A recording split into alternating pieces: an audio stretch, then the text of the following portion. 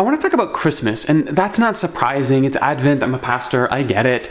But not Christmas in general. I want to talk a little bit about this Christmas in particular today. Because this is going to be a Christmas unlike any that we have experienced in a very long time, certainly unlike any Christmas that I've ever experienced in my life. And the truth is that's going to be hard. To be fair, Christmas is often a hard time for many people who've experienced loss or loneliness throughout the year. I get it.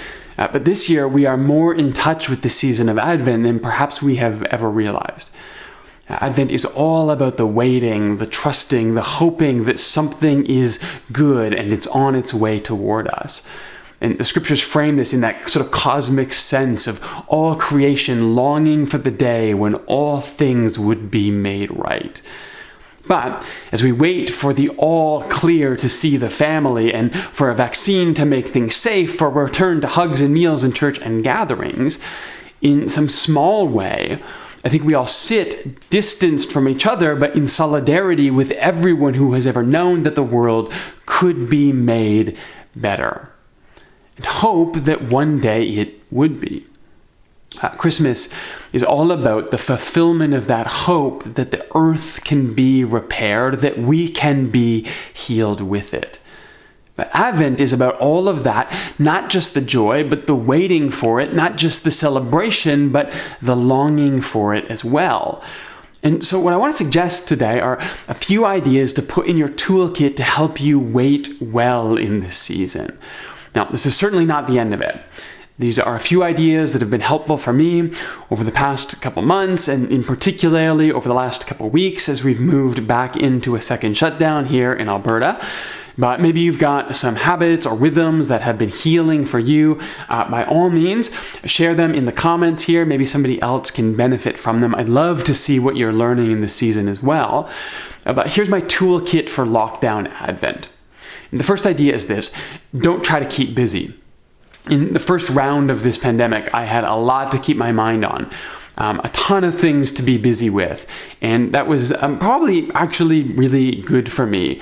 We had a lot to figure out here at the church to get online quickly, and there were very real problems to solve that kept me engaged and excited about my work in a time when a lot of the things that I loved, like speaking in public, were taken away. But I've noticed already in the second round that this has been more difficult for me. Partly because my tendency has been to try to create more things to be busy with. And right now, at least for me, a lot of the early emotional energy that I put into busyness has probably caught up with me. Truth is, I'm just really kind of tired. Remember, emotional energy and physical energy all come from the same energy pool. And when your need for one ramps up, you can't just overcome that by asking for more from the other one. You just run out of energy. So slowing down and resting is actually an integral part of reflecting on what's happening inside of us, because the energy we need to do the reflecting is the same energy that we expend doing the doing. Now, look, I'm not saying to go sit in your basement and be sad. In fact, go outside for a walk, appreciate the beautiful weather that we've been having in Calgary right now, write Christmas cards, connect with people online, do all the things that are good for you and for them. But do them because they're good for you and for your mental health, not because you're trying to distract yourself from what you're really feeling right now. A walk outside can do wonders to raise your spirits. I do it twice a day with my dog. It's part of my ritual every day. I love it. But it's not because it distracts me from what's happening. It's because it puts me in touch with a bigger, sometimes truer perspective of all the things that are happening around me right now. Being active and engaged and varying our activities is healthy and good. Trying to stay busy so that we don't have to face what's inside of us or what we're sad about is not. Which brings me to a second point: feel what you feel. And I know probably all of us have heard this one too many times before. It's basically a cliche.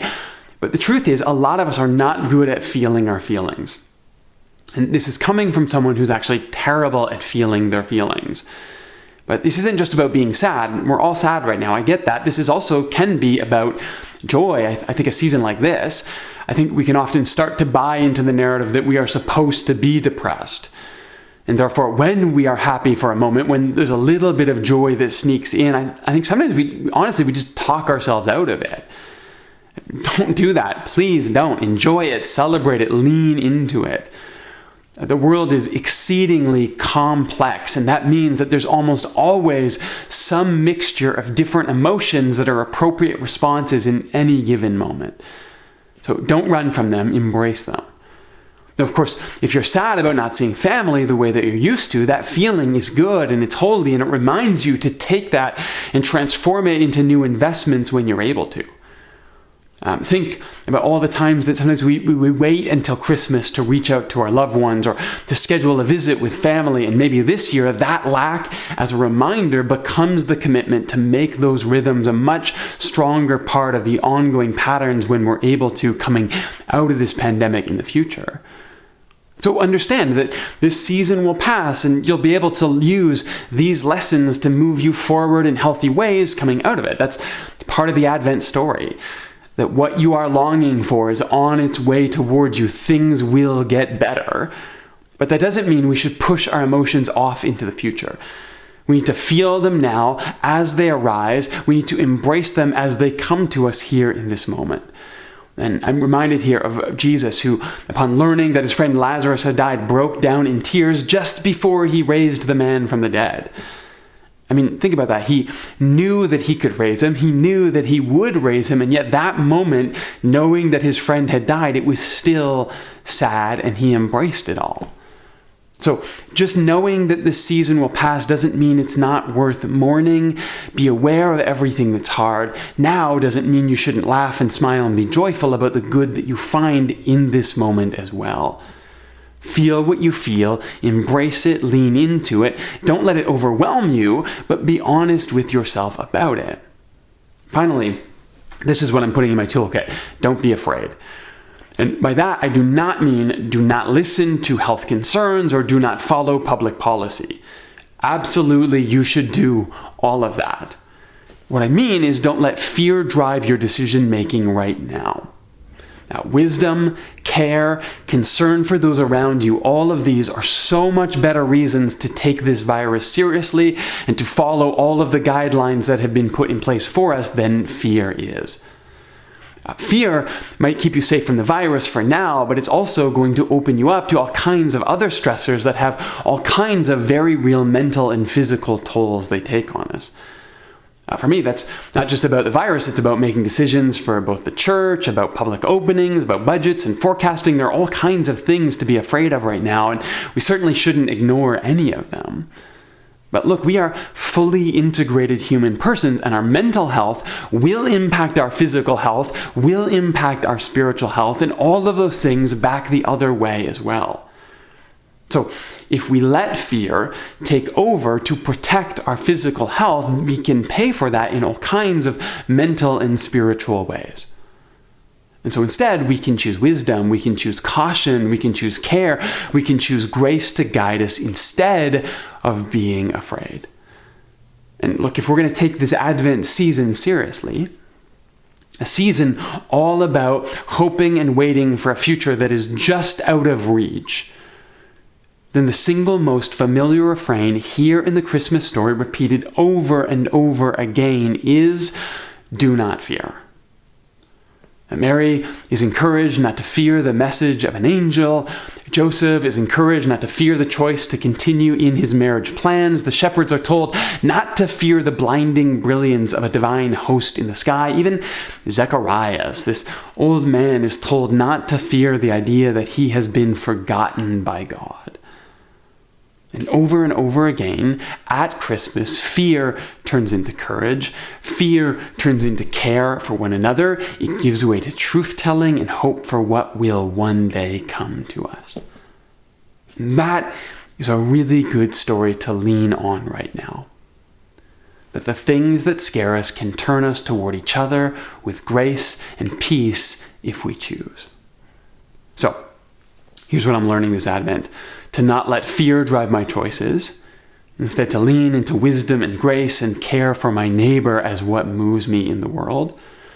to feel what I really feel right now in this moment. If it's sad, if it's joy, if it's celebration, if it's calm, to let myself feel it as I need to. And then to stay active, to stay engaged, but not to try to make myself busy when what I really need is to rest or reflect. And honestly, all of these have seemed to get both harder and more important the longer this season has dragged on. But my prayer continues to be rooted in this Advent hope that has guided and sustained communities of faith for thousands of years. That good is on its way toward us, and that the thing we long for most in the world, even when we struggle to articulate it, is already on its way. May the grace of Christ find you this Advent season. May the Christ child greet you with joy this Christmas to come. If you've learned some new ideas to help yourself move through this pandemic season, this Advent season in a good, healthy way, physically, mentally, spiritually, by all means share them. I'd love to learn what you're learning as well. Maybe someone else can learn from it too. And by the way, if you've made it this far in the video, hit subscribe, hit that bell notification. That way you'll get a notification when we put new videos up and also when church is available on Sunday. Merry Christmas.